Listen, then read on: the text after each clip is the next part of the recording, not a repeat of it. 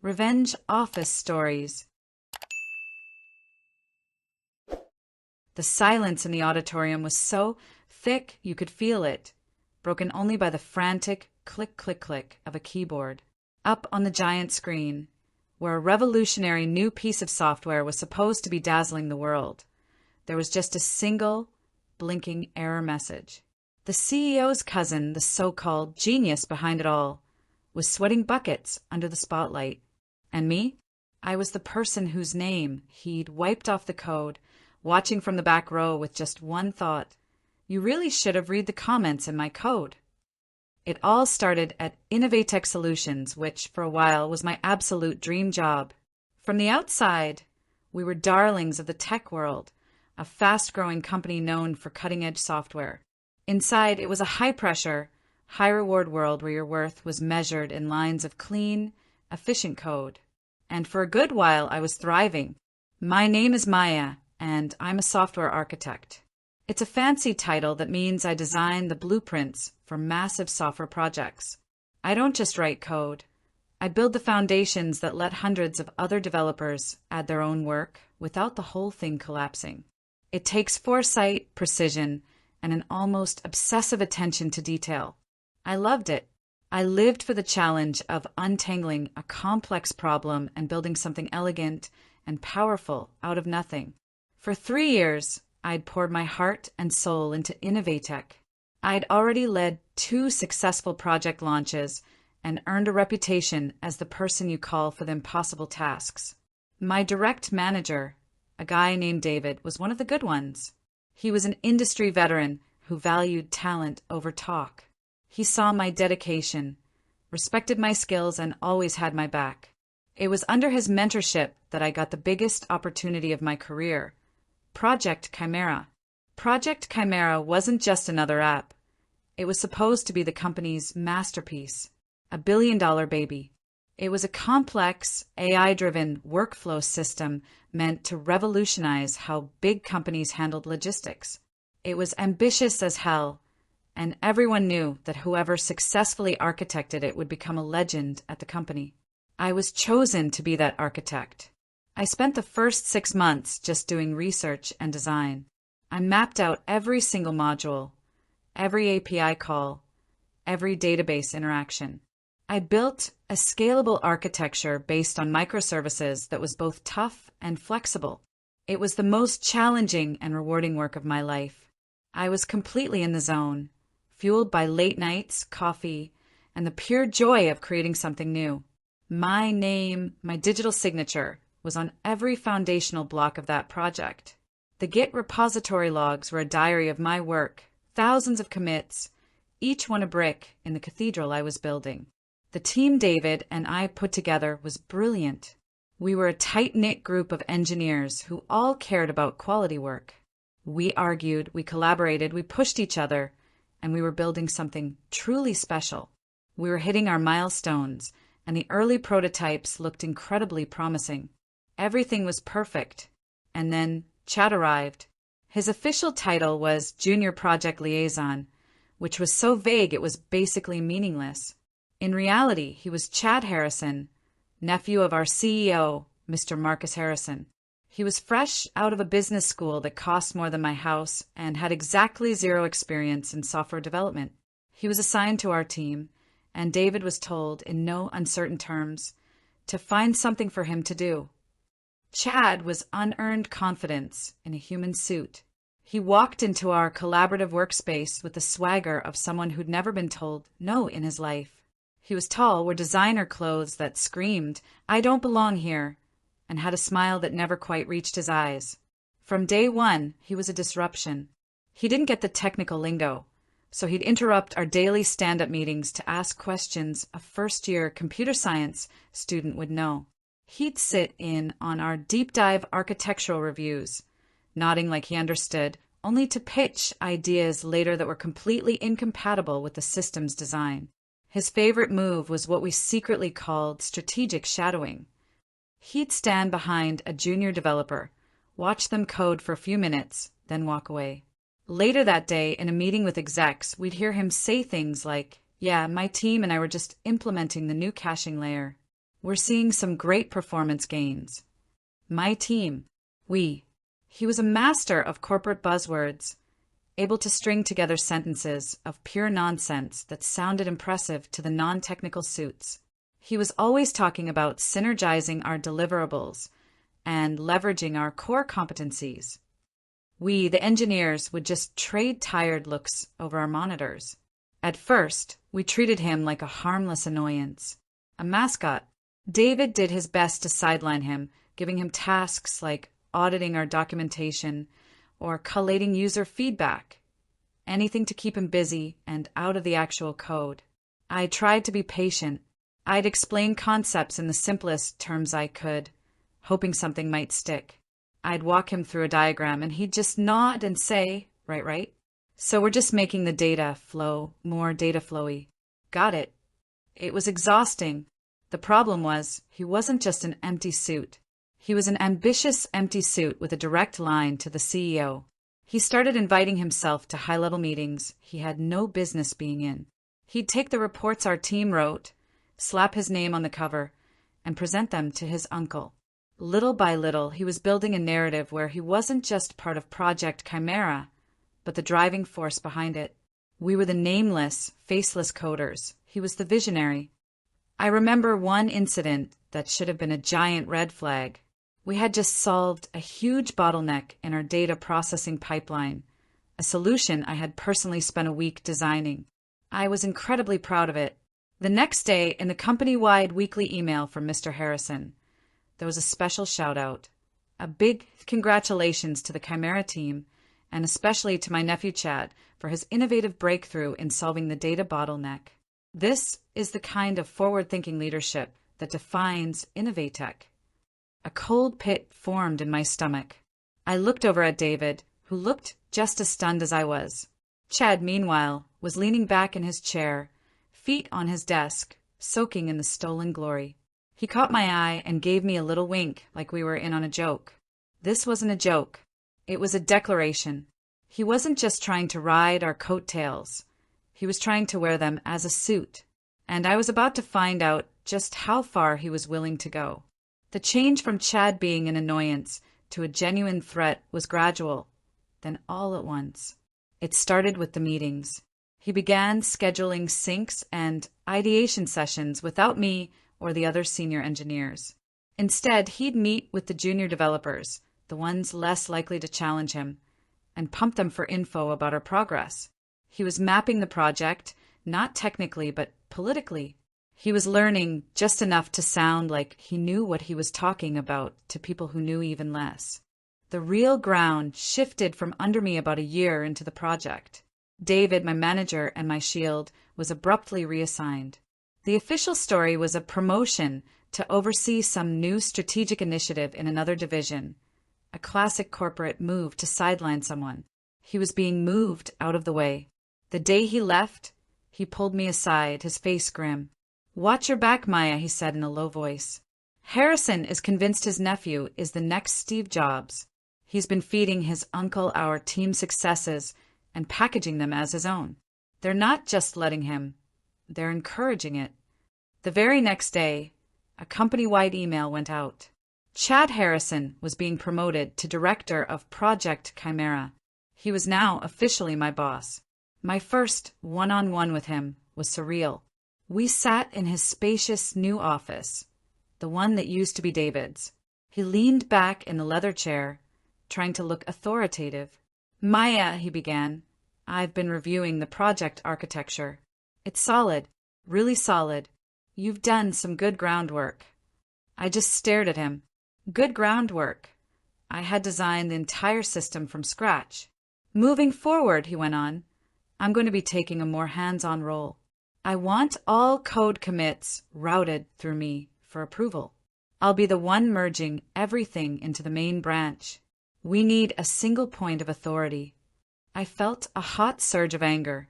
He didn't have the skill to review a Hello World program, let alone Chimera's complex architecture. He wouldn't be reviewing anything. He'd just be clicking approve. It was a pure power play to make himself the gatekeeper. But as project director, it was his right. I had no choice but to agree. but I made it clear that I'd still be doing the technical code reviews myself before they ever got to him. He just shrugged with a smirk. Whatever makes you feel involved, Maya. The next few months were a nightmare. Chad's leadership was a mix of micromanagement and buzzword-heavy directives. He'd call emergency meetings to discuss the color palette of the debug console, a feature no user would ever even see. He was a bottleneck made of pure ego, and our progress slowed to a crawl. Morale hit rock bottom. But the real crime was happening behind the scenes, in the Git repository. Git is how we track every single change to the code. Every commit is logged with the author's name. It's the project's official history book. Chad, as the new administrator, had the highest level of permissions, and he was abusing them. I first noticed it on a small function I'd written. I was looking through the history and saw something weird. A commit that was clearly my work, I knew every line, was now attributed to C. Harrison. I thought maybe it was a glitch. Then I checked another file, a core part of the AI engine I had spent weeks perfecting. My name was gone, replaced again by C. Harrison. My blood ran cold. He wasn't just taking credit in meetings. He was systematically rewriting history. He was using advanced Git commands, probably with help from a contractor, because he couldn't have figured it out himself, to amend old commits, stripping my name and replacing it with his. He was digitally erasing me from my own creation. I took a deep breath, gathered screenshots of the original logs from my local machine, and compared them to the altered server logs. The proof was undeniable. I scheduled a meeting with him. I kept my voice calm. Chad, I've noticed some discrepancies in the commit history. My name has been removed from several key modules and replaced with yours. I'm sure it's just a technical glitch, but we need to fix it. He didn't even look flustered. He just gave me a look of bored condescension. Glitch? No, there's no glitch, Maya. As director, I've been doing a final pass on all the core components, cleaning them up. Once I do that, it becomes my commit. It's my responsibility now, so my name should be on it. I was speechless. The audacity was breathtaking. You didn't write a single line of that code, Chad. You wouldn't know where to start. Optimizing it? You wouldn't know an unoptimized function if it bit you. His friendly mask dropped. You need to be careful, Maya, he said, his voice turning icy. You're a talented coder for a woman, but you don't get the big picture. This project needs a face, a leader. The board doesn't want to hear about some girl in a hoodie who writes code. They want to hear about a visionary. That's me. Your job is to make me look good. Is that going to be a problem? The threat was clear. My gender, which was never an issue under David, was now a tool to diminish me. I was living a statistic. Surveys show that a majority of women in tech experience this kind of gender bias, with their abilities frequently doubted by male coworkers. I walked out of his office, my hands shaking with rage. I went straight to HR. I laid out all the evidence, the screenshots, the blatant theft of my work. The HR manager listened patiently, but her eyes held a weary resignation. She promised a full investigation, but I could tell she was just going through the motions. A few days later, the official response came. After a thorough review, the email read, we have determined that as project director, Mr. Harrison has the authority to manage the codebase as he sees fit. The ultimate responsibility and therefore attribution for the final code rests with the project's leadership. They were siding with him. Of course they were. He was the CEO's nephew. I was just a disposable coder. My name, my work, my legacy on this project. It was all being legally stolen from me. I was defeated. I thought about quitting. I updated my resume. I even took a few calls from recruiters. But then I thought about Project Chimera. My project. The beautiful, complex system I had built from the ground up. The thought of walking away and just letting him have it, letting him parade it around as his own, made me sick to my stomach. No, I wasn't going to run. I had built that entire cathedral. He might have scraped my name off the front door, but my fingerprints were on every single brick. He didn't know the building like I did. He didn't know its secrets. And he certainly didn't know about the ticking time bomb I'd left in the basement. This wasn't some premeditated act of revenge. I'm an engineer, not a saboteur. The glitch wasn't a piece of malicious code I planted to trap Chad. It was something far more ordinary and way more poetic. It was a monument to his own ignorance. See, when you're writing software on a massive scale, you don't build everything from scratch. You use open source libraries, pre-written packages of code that handle common tasks.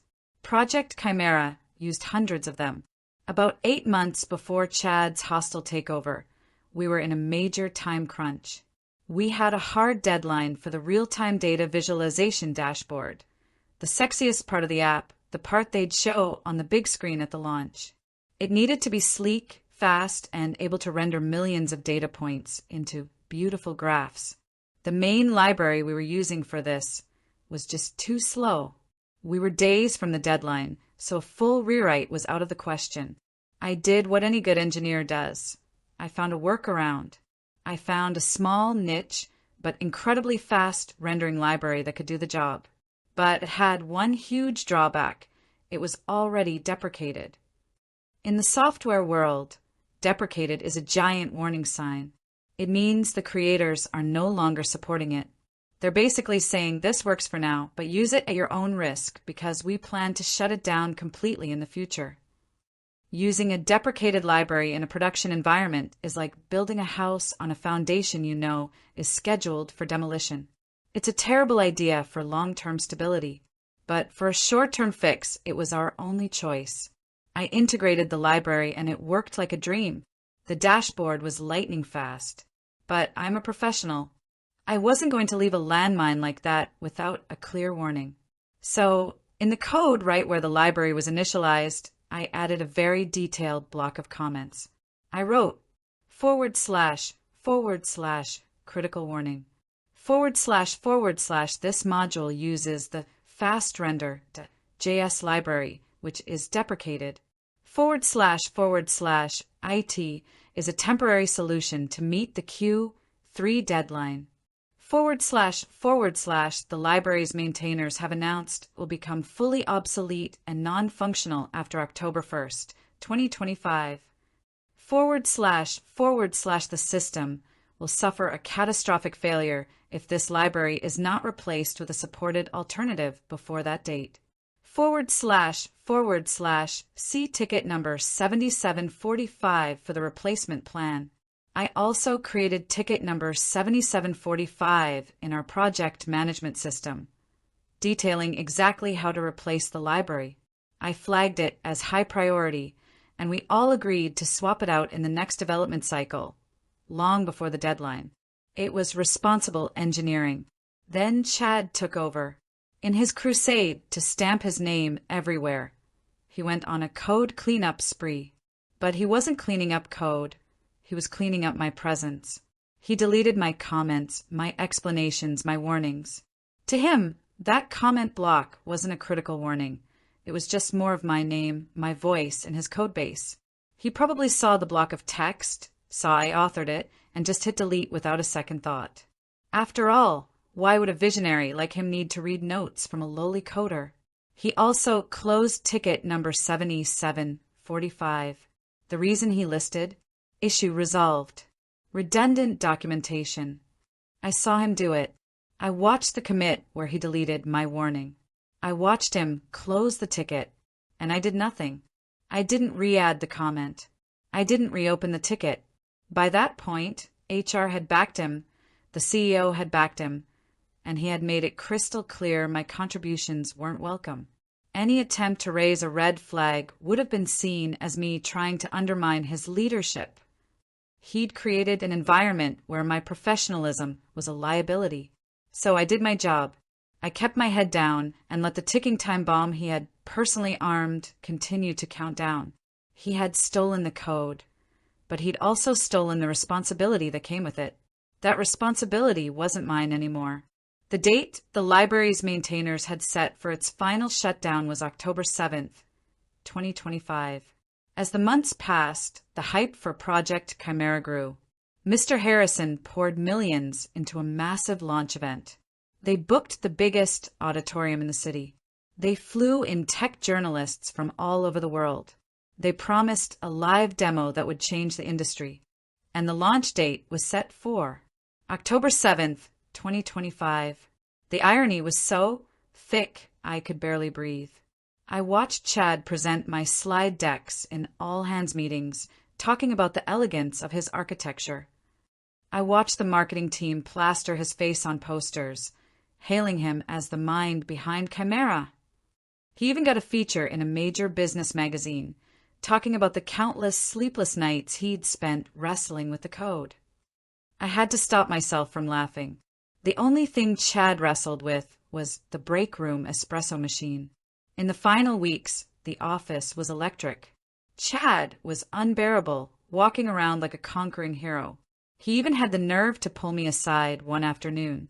"Maya," he said, putting a paternalistic hand on my shoulder, "I know this has been a transition for you, but I appreciate the groundwork you laid. There will be other projects for you. Maybe something a little less high profile, more your speed." I just smiled, a genuine, honest-to-goodness smile. "Whatever you think is best, Chad," I said. "It's your show. I'm just happy to be part of the team." He patted my shoulder, satisfied. "That's the spirit. You just watch on Tuesday. You're going to see what real leadership can accomplish." Oh, I was going to watch. I wouldn't have missed it for the world. The stage was set, and the bomb, which he had so carefully erased my name from, was set to go off in front of everyone. The day of the big reveal was a festival of corporate excess. The Civic Grand Auditorium was decked out in Innovatech banners, with dramatic lighting and a massive screen spanning the stage. The air buzzed with the chatter of journalists, analysts, investors, and employees. I found a seat in the back, tucked away in the shadows. I wanted a panoramic view of the fireworks. The lights dimmed. A slick video played. Then the CEO, Mr. Harrison, walked out, beaming like a man about to print money.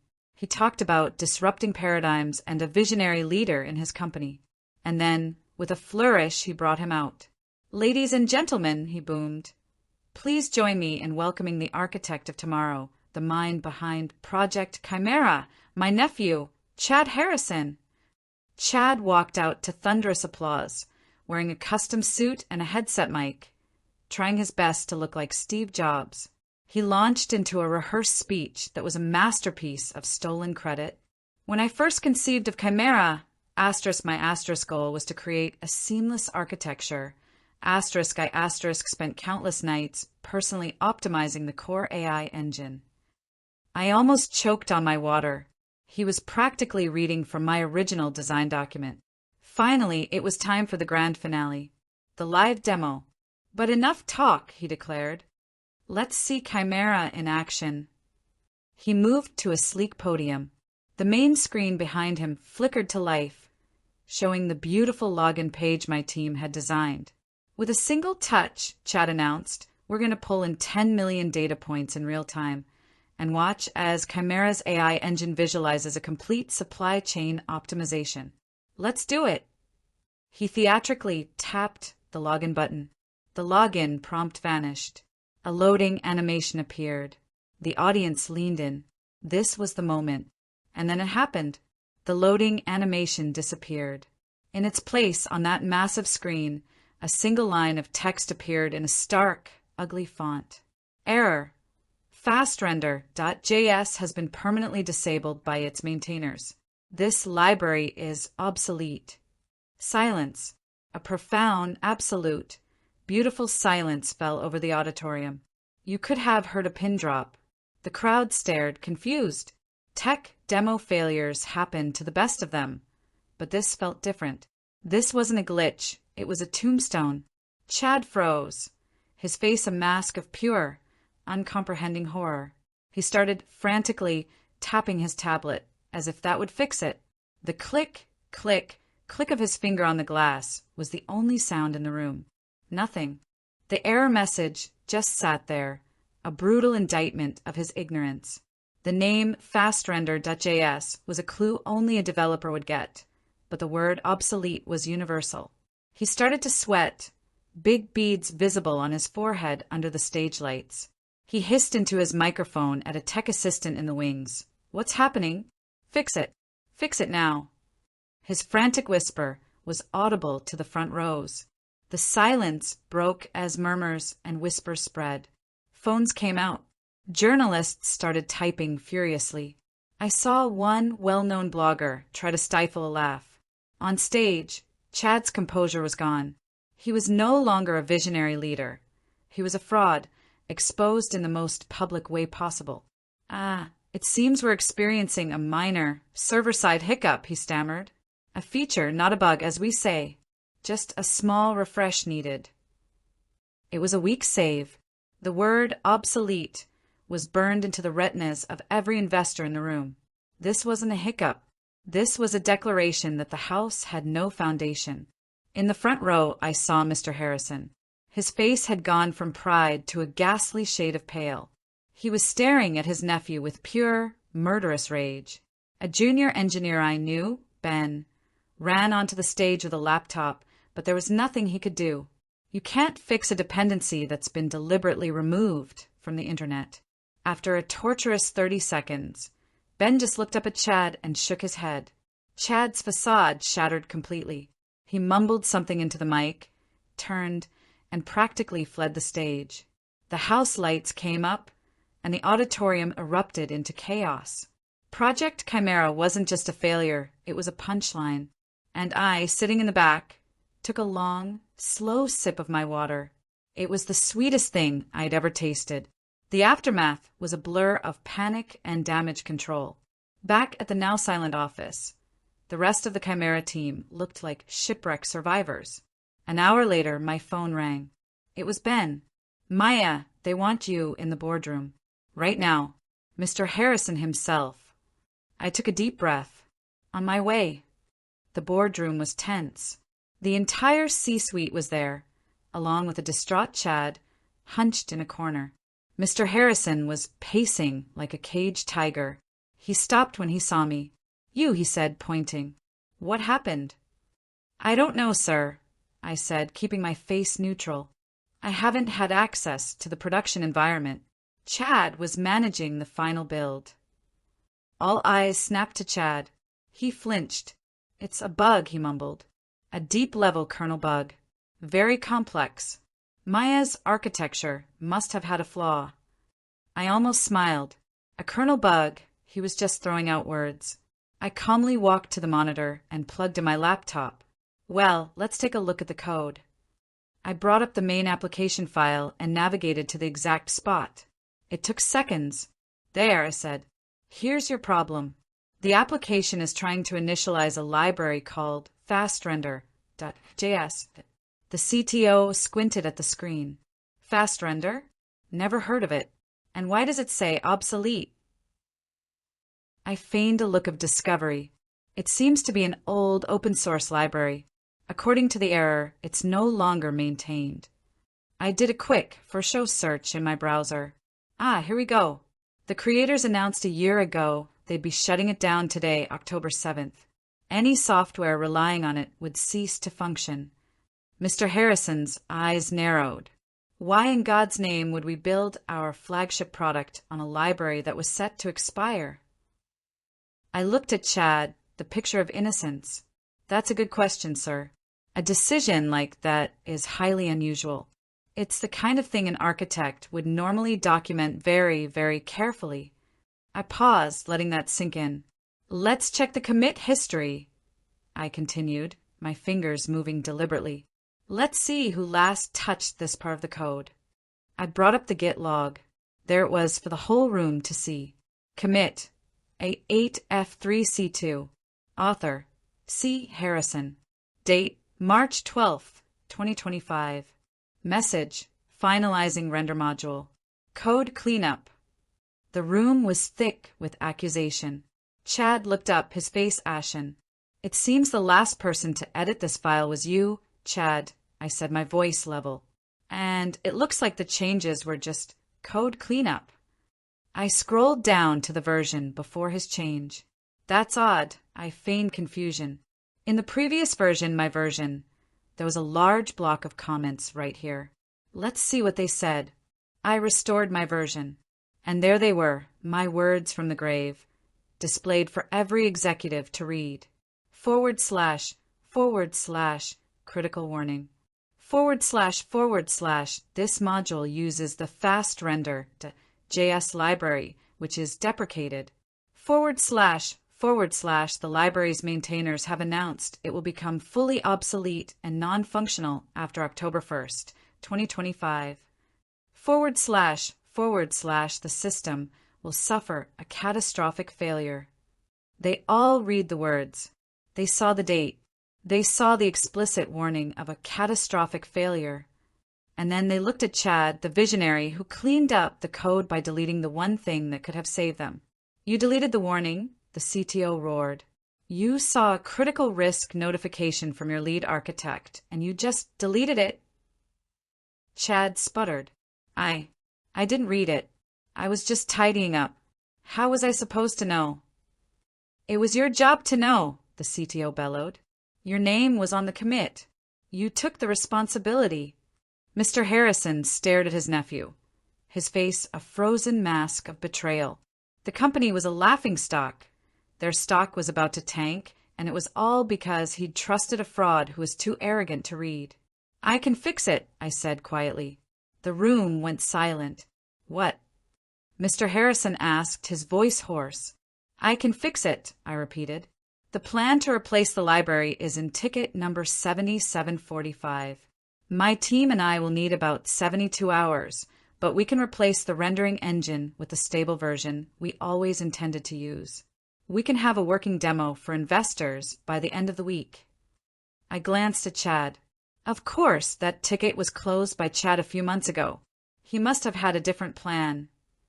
That was the final nail in the coffin. He had not only ignored the warning, but had actively shut down the documented solution. Mr. Harrison's voice was dangerously calm. Chad, get out of this room. Get out of this building. Security will escort you. Chad just stared, speechless, as a guard gently guided him out of the room. He didn't look back, and just like that, he was gone. With Chad gone, a grim determination settled over us. Mr. Harrison gave me complete authority. Just fix it, Maya, was all he said. And we did. For 3 days, my team and I worked around the clock, living on pizza and coffee. It felt like the old days. We ripped out the dead library and expertly wove in the new one. I was back in my element, performing complex surgery on the heart of the system I knew so well. 72 hours later, we had a fully functional, stable, beautiful version of Project Chimera. I demoed it myself to the board and a few key investors. This time there was no flashy stage, just me and my laptop. It performed flawlessly. The dashboard was stunning. The analytics were sharp. It was everything we had promised. At the end, the room broke into applause. Mr. Harrison came over to me. Thank you, Maya, he said. You saved this company. The next day, Innovatech issued a press release announcing the indefinite postponement of the public launch and the termination of Chad Harrison's employment.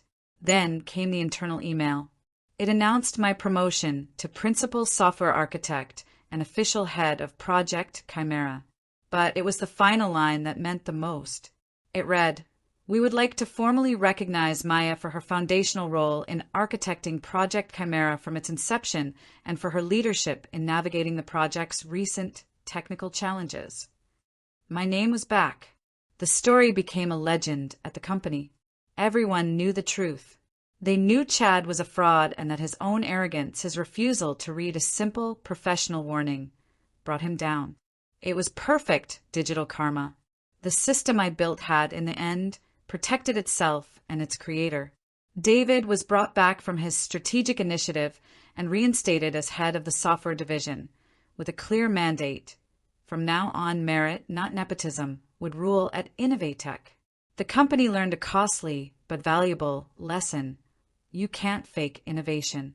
Real value is built by the people in the trenches, the ones who write the code, solve the problems, and most importantly, read the comments. And that's the story of how a few lines of commented out code brought down a fraudulent executive and restored my name to the project I built. It was a long, frustrating road, but in the end, the truth found a way to compile. If you enjoyed this story of technical justice, make sure to hit that like button and subscribe for more tales from the tech world. And I have to ask, what do you think? Did Chad get what he deserved? Let me know in the comments below. This whole ordeal taught me a valuable lesson. In tech and in life, you can try to steal credit, you can put your name on someone else's work, you can even try to erase the real author from history. But you can't steal the knowledge.